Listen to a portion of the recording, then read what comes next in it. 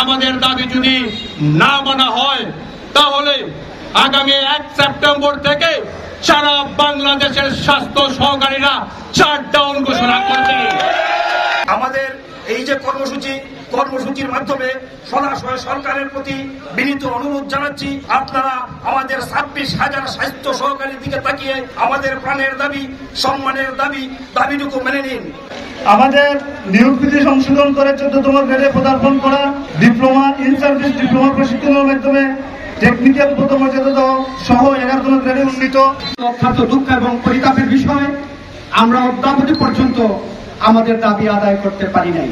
আমাদের দোষটা কোথায়, আমাদের অন্যায়টা কোথায়, আমাদের দাবিটা কি অযৌক্তিক? আমাদের দাবিটা যদি অযৌক্তিক না হয় তাহলে সরকার বাহাদুরের কাছে আমাদের আকুল আবেদন আমরা বারবার জানাচ্ছি আমাদেরকে দয়া করে ইন সার্ভিস কোর্স করানোর একটা প্রক্রিয়া আপনারা শুরু করুন।